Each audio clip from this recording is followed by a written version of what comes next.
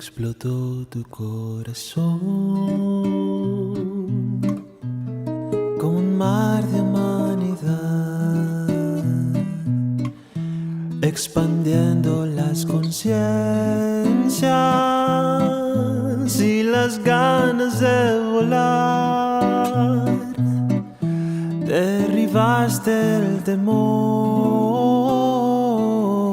de todita una nación. Te enfrentaste al horror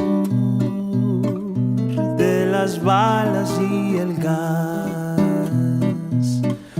que trataron de callarte sin saber que iba a surgir un incendio en la raíz de todito un país. Hoy germina esa semilla que sembraron estudiantes. Hoy despierta un gigante, hoy despierta un gigante, empujado hacia adelante por...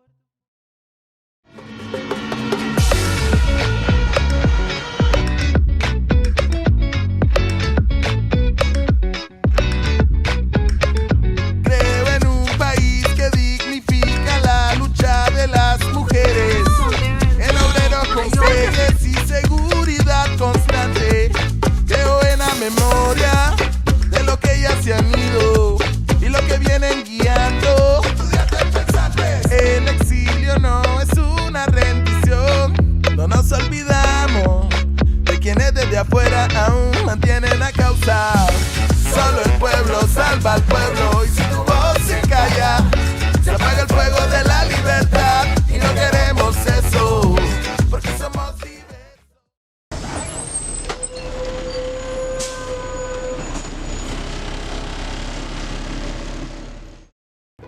Yo también me imagino Nicaragua así. Encontrarte un quesillo con un cacao por cualquier lado, un vigorón riquísimo, su gente, incluso su bullicio, sus colores, su paisaje. Yo también me imagino Nicaragua así. Pero ¿realmente está así Nicaragua hoy en día? La diferencia entre la Nicaragua que dejamos en 2018 y la que nos recibe hoy es abismal. Empezando por la actitud de la gente. La gente se divide entre empatía y miedo o complicidad con el régimen. Entonces, el espíritu de Abril, la indignación frente a las injusticias que pasan en Nicaragua se ha perdido. Decía mi abuela que cuando el río suena es porque piedras trae. Las personas migran de los lugares, de sus casas, de sus países, porque no están bien ahí. Nadie quiere irse de su casa, nadie quiere dejar a su familia, nadie quiere ir a lo incierto. Ya, o sea, es evidente que las personas se están yendo porque las condiciones no están en el país, entonces tienen que buscar las condiciones. Yo tuve que dejar mi país de manera forzosa para salvaguardar mi vida, después de haber sido sobreviviente de un brutal ataque a la UNAM Managua. Me exilié en Costa Rica desde el 21 de julio del 2018. Ha sido un camino largo, lleno de retos, muy duro, pero sobre todo lleno de aprendizajes. Nunca imaginé que me iba a tocar llegar a este país a pie, llena de lodo, dejando atrás una vida para empezar una desde cero. ¿Y vos, cuándo te exiliaste? El 19 de mayo del 2019. Mi nombre es Yadira Córdoba. Soy originaria de Bluefield, Celaya Sur. A la edad de 15 años llegué a vivir a Managua con mi abuela y tengo 48 años. Me involucré a partir del 30 de mayo que me asesinaron a mi hijo Orlandito Córdoba. Yo me exilié en enero 26 del 2019.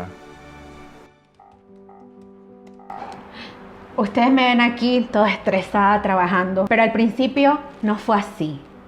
Una de las cosas más fuertes para mí en este exilio fue preguntarme, ¿y ahora quién soy? quién soy, porque me vi sin ni siquiera una identificación que me permitiera cambiar $20 en el banco. Me vi sin mi título de licenciada en psicología que me costó tanto sacar en la UCA. No era quien yo creía ser. Y una de las cosas más duras que me dijeron, pues la señora que me rentaba en ese momento fue: Nidia, borra de tu chip que sos psicóloga y empezá a buscar trabajo en lo que te salga.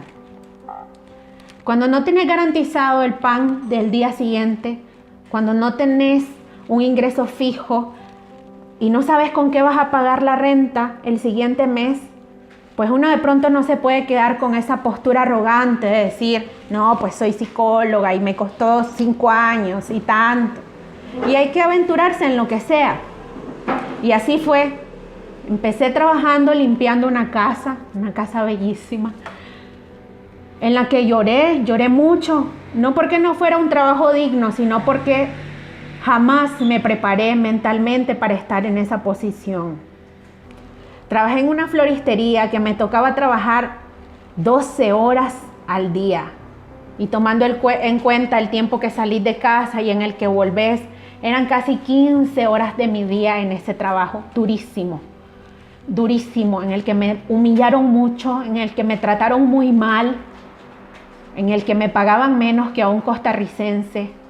Pero en ese trabajo conocí a 2 personas maravillosas que hoy puedo llamar amigos, y con eso es lo que decido quedarme. Eso le agradezco a la vida.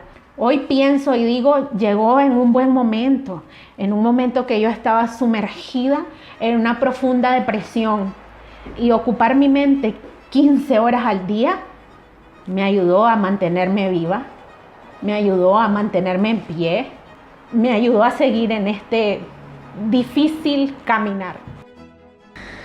Hoy en día, después de todos esos retos, trabajo como presentadora, que es un trabajo que me encanta hacer, para la plataforma digital de Hora Cero.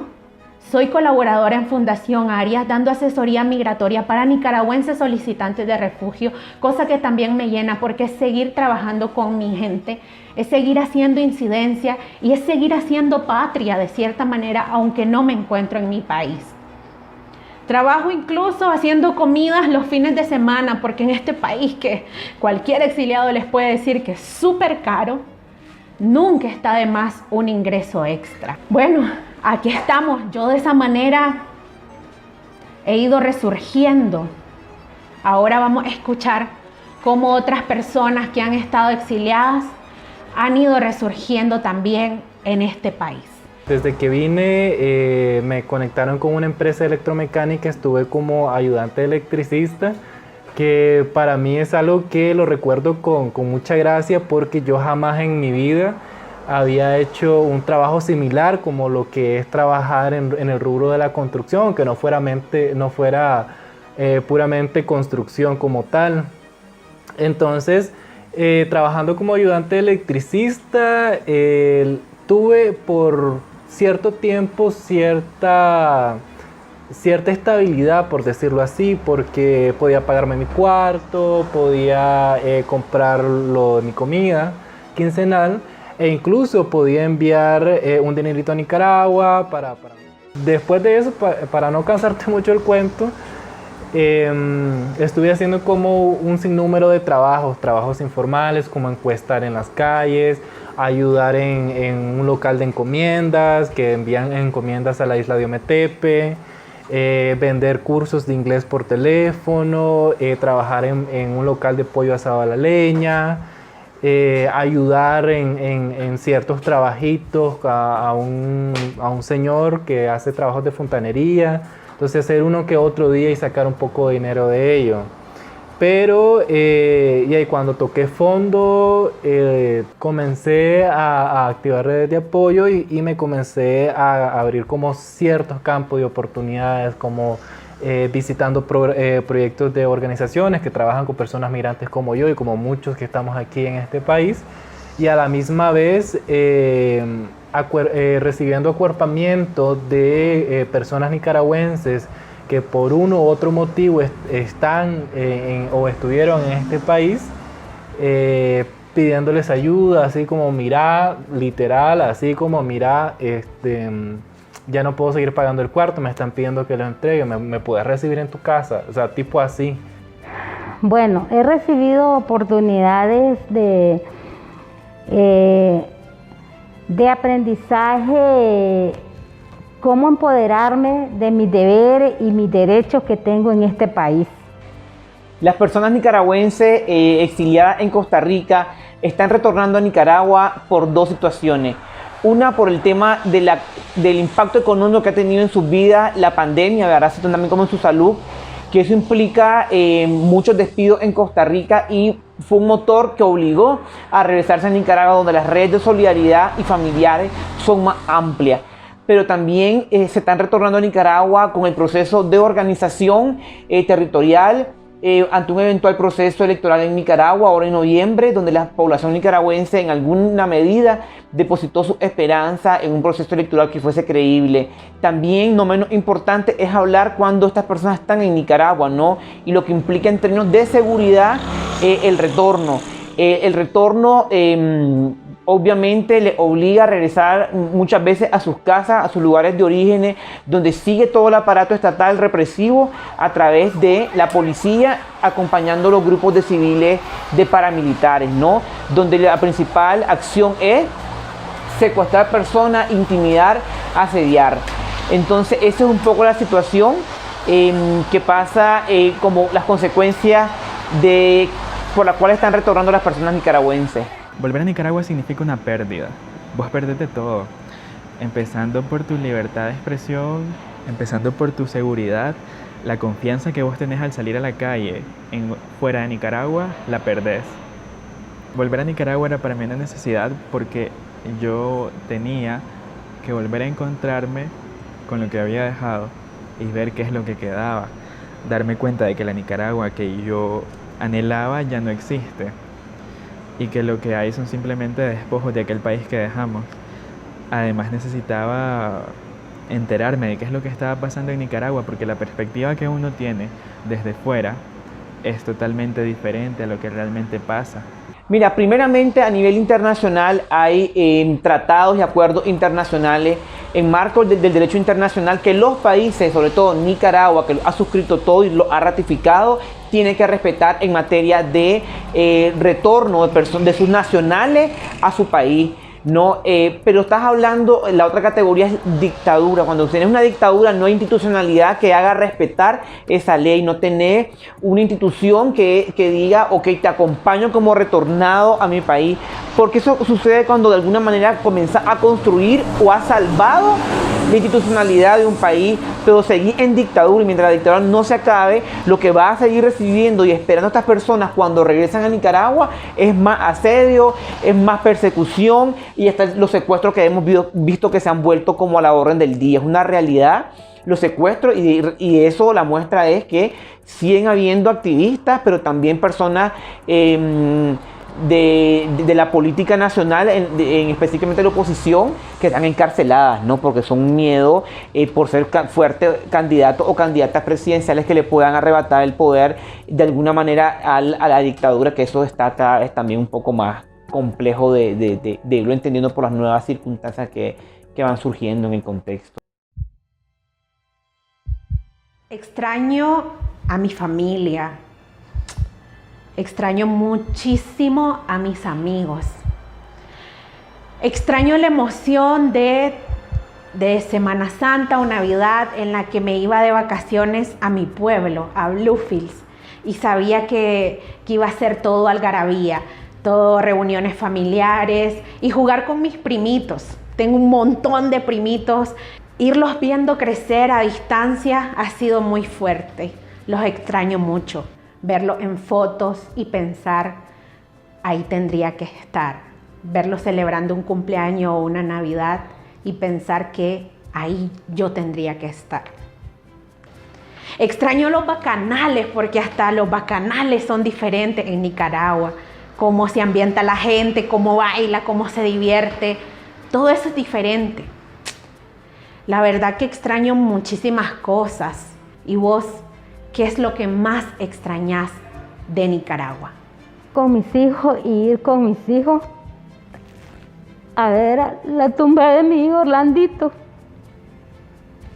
que es lo que más anhelo. Ver a mi familia, ver a mis hijos, ver a mi perro, porque lo extraño. Yo a veces pienso que debí habérmelo traído porque siento como que lo traicioné, pues como que ahorita debe estar pensando que lo abandoné. Mi hijo, pues yo les pude explicar cómo esto, pero es difícil explicárselo a un perro o a las plantas. Yo amo mucho las plantas. Mis plantas yo las crié de chiquitita y yo creo que son amores que van más allá, pues, y yo no puedo explicarte cómo decirle, pues, que yo les daba un beso, les tiraba un beso todos los días, pues, extraño eso. Extraño cocinar en mi cocina. O sea, uno extraña muchas cosas, pues, y te entra esa nostalgia de tu hogar, de tu patria, tu lugar de origen, tu familia. Pero yo creo que podría ser peor siempre. Podría ser peor, podría estar allá. Ya por desgracia, pues lastimosamente. Prácticamente extraño todo, la comida, los amigos, el ambiente, la familia, obviamente.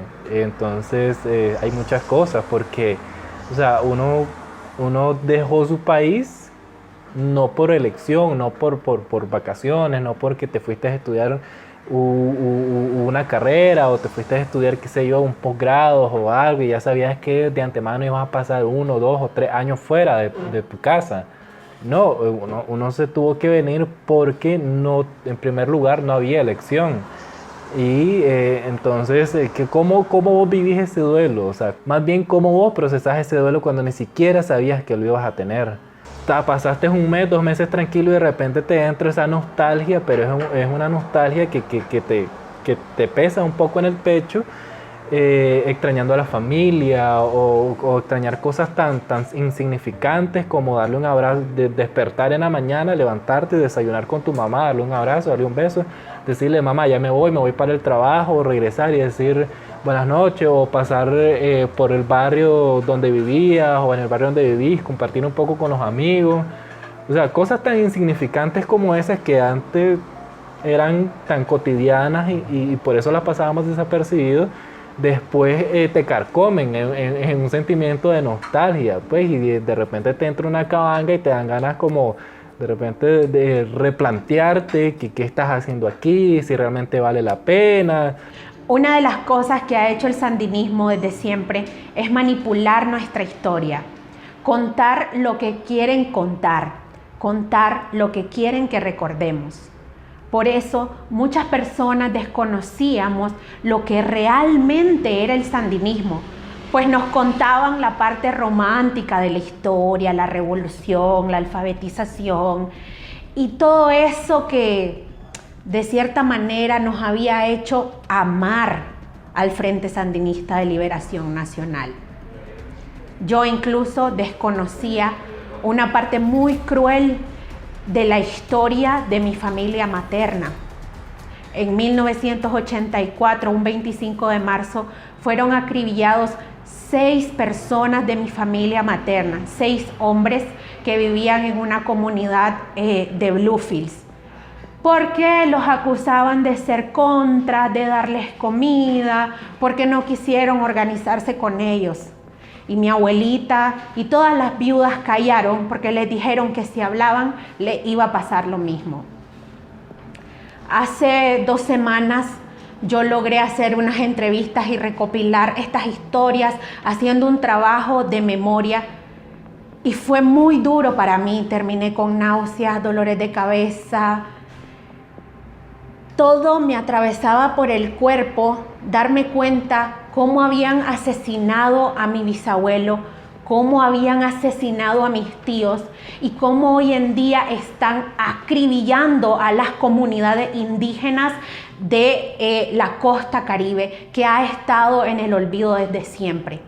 La crisis en Nicaragua no es desde ahora, pero fue en 2018 cuando muchos logramos abrir los ojos, cuando muchos logramos nombrar a Daniel Ortega como asesino, porque antes solo nos habían contado lo bonito. Hoy el pueblo de Nicaragua sabe que es un dictador, que es un asesino y lo que ha venido haciendo a lo largo de 40 años. Esto no es de hoy, pero escuchemos otras opiniones. ¿Vos qué pensás? ¿Cuándo empezó la crisis sociopolítica en Nicaragua? Nicaragua viene de un largo proceso de crisis y eso implica la crisis institucional que nos llevó el Pacto Alemán-Ortega, terminando a finales de los 90, inicios de los 2000, donde se reparten el Estado como un botín de la manera más vulgar. Desde ahí se comenzó a profundizar la pérdida del Estado de Derecho, de la poca institución que en Nicaragua se había recientemente recobrado después del conflicto armado. Tenés que sumarle a esto la crisis social permanente de alguna manera, en donde el partido de gobierno, cuando era oposición, coactó muchas agendas sociales que eran necesarias atender en Nicaragua, pero que las partidizó para efectos de crear una inestabilidad en el país a través de huelgas y grandes azonadas. Eso es una realidad porque, como decía don Enrique Bolaño, esa gente solo eso entiende. Pero también sumarle a eso cuando el retorno al poder de Ortega Murillo y cómo esta gente pasa de llegar de una manera legítimamente al poder, ¿verdad? Que al final fue como parte de la crisis institucional que nos dejó el pacto Alemán-Ortega y cómo Ortega pacta esta vez, ¿verdad?, con el gran capital. Y eso también es otra realidad porque ha tenido su impacto en la vida de las personas. Y si no vemos ejemplo de esto, cómo las personas del movimiento campesino tuvieron que organizarse y salir a demandar la derogación de la ley 840, que era la ley entreguista y vendepatria, usando el mismo lenguaje que usa la dictadura de entregarle la mitad del país a un chino de dudosa procedencia, ¿verdad?, para construir un canal que en teoría ya debería de estar terminado. Entonces vos te preguntás, eso es otra crisis, y el capital también fue parte de acomodar y decir aprobamos este proyecto o los proyectos mineros extractivistas, en donde prácticamente es empresas canadienses donde recae todo este extractivismo, ¿no? Entonces se volvió el extractivismo como política de Estado, y eso también fue en contubernio y un pacto que está plasmado en la Constitución con el gran capital, y finalmente en la crisis sociopolítica que se desencadenó por la máxima violencia estatal a diestra y siniestra, que ya no hacían ni matanzas ni represiones de manera aislada como las comunidades indígenas o afrodescendientes, sino que también comenzaron a matar de la manera más vulgar y visible, ¿no? Y nos tiene como nos tiene, con una nueva crisis que es de pandemia por la COVID-19 y el mal manejo que le ha dado la dictadura. Y tenés también la crisis económica generada porque no se pudo solventar la crisis sociopolítica. La crisis en Nicaragua, eso es un mal que tenemos de años. Es algo que viene en picada, si es que alguna vez realmente tuvimos una estabilidad. Me explico, la verdad, yo como psicólogo social o como trabajador social o como promotor social, no me he empapado tanto en conceptos políticos específicos como tales, pero sí, gracias a mi formación y a mi trabajo, he logrado tener un criterio, una cosmovisión social del país, y desde mis conocimientos, desde mi experiencia, yo considero de que la crisis no empezó en el 2018. Más bien eso es una consecuencia de la verdadera crisis en Nicaragua, porque las personas, al ver las injusticias, al ver cómo, o sea, a mí me gusta pensar como lo que la crisis que empezó en el 2018, o como son mejor conocidas, a mí me gusta pensarlas como un verdadero despertar social, ya, porque la gente realmente expresó su agrado, y lo seguimos expresando. Expresó el desagrado, el desacuerdo con el gobierno actual que lo tenemos desde hace mucho tiempo, como todos bien sabemos. Hemos escuchado hablar de democracia, sí, pero como nunca la hemos tenido, no sabemos qué es democracia. Aprovechar las oportunidades en este país en donde se practica es para mí fundamental, es parte de esa preparación que estamos teniendo los exiliados, viendo cómo se vive en un país democrático, teniendo la oportunidad de ver las noticias incluso de acá, donde los periodistas pueden cuestionar al presidente de Costa Rica, ver cómo se mueve toda esta sociedad, y aprovechando incluso espacios de formación no tan formales como el de una universidad, pero sí que nos han venido proporcionando diferentes organizaciones. Es súper importante para luego llegar a Nicaragua a hacer incidencia y a trabajar realmente en ese cambio que hemos soñado o en ese cambio del que tanto hablamos.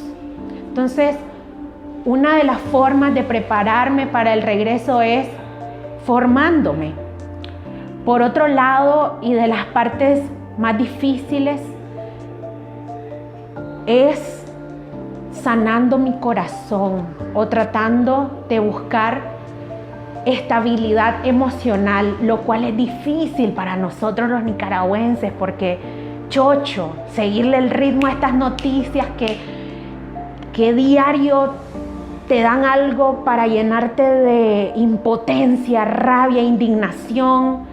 Entonces, cuando estás en la búsqueda de estabilidad emocional, pero te toca lidiar con un país que arde en llamas, que explota, que tu familia está allá, una pandemia, y vos decís, puchica, qué difícil, realmente es difícil.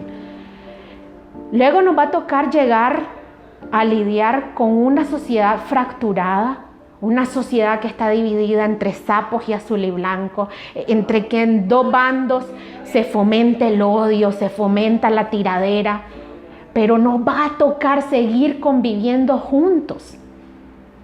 Para mí, una de las partes más necesarias de preparación para luego volver a ese país es aprender que tenemos que convivir con cada uno y cada una de los nicaragüenses que está allá, sin importar cuál haya sido nuestra posición en ese contexto. Y eso para mí ha sido difícil, pero lo estoy trabajando como parte de mi preparación para el regreso a Nicaragua.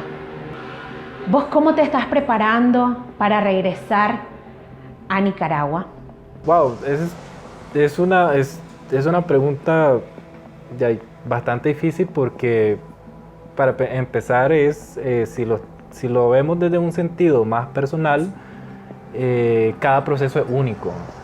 Y si lo vemos en un sentido más político, como cómo nos preparamos para llegar a incidir en un cambio, y pues teniendo conciencia de la problemática en general en Nicaragua, tomando conciencia de que el problema no solo es el gobierno, las élites políticas y toda esta gente que está detrás del país chupando la teta y desangrando la economía, sino más bien cómo la sociedad asume o cómo la sociedad se involucra o cómo la sociedad participa en temas políticos, cómo la sociedad está informada, cómo la sociedad genera una cultura política.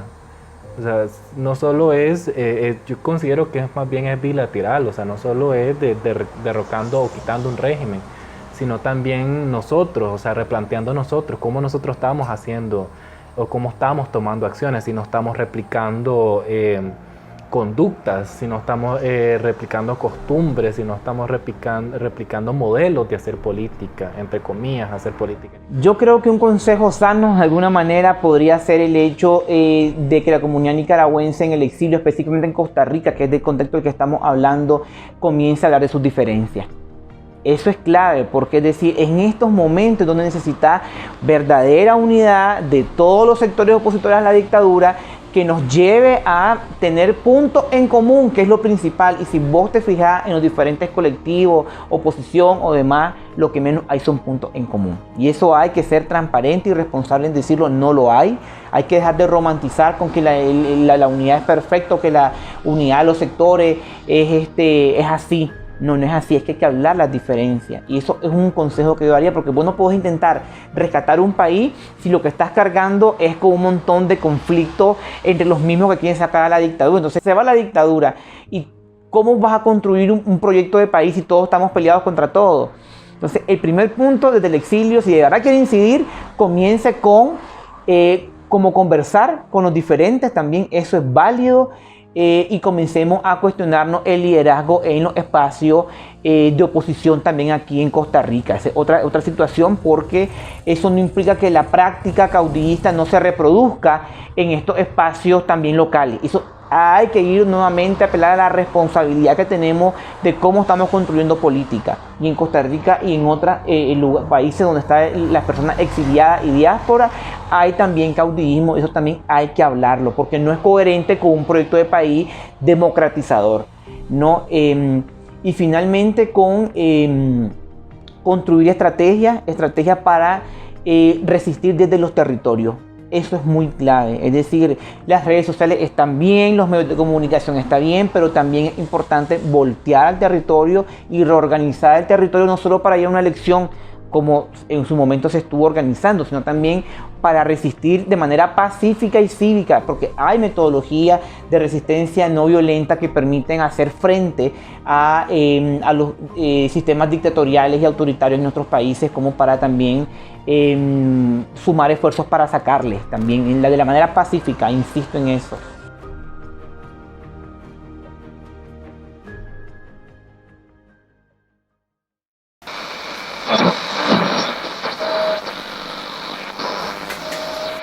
¿Realmente existe la posibilidad de una Nicaragua utópica? Una Nicaragua que te permita soñar y te brinde lo necesario para luchar por esos sueños.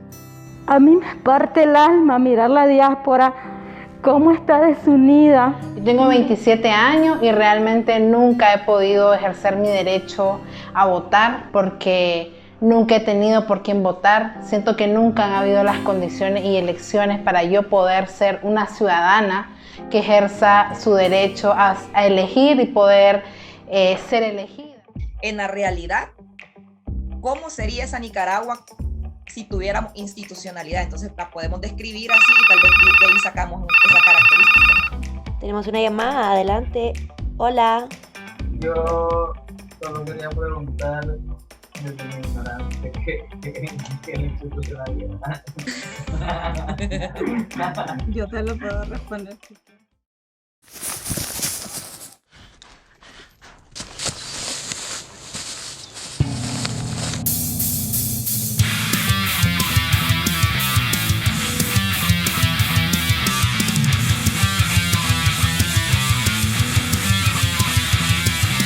No podés imaginar lo feo que se siente abandonar sobre su familia, su hogar, por una mierda que no podés controlar. Expatriador, perseguidor, acosador, exiliador.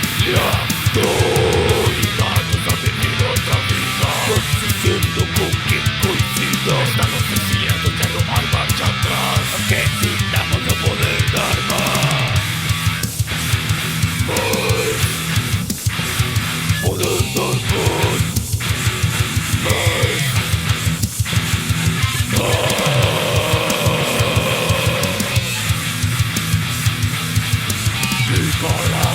Nicaragua, siempre libre, nadie se rinde, la lucha sigue,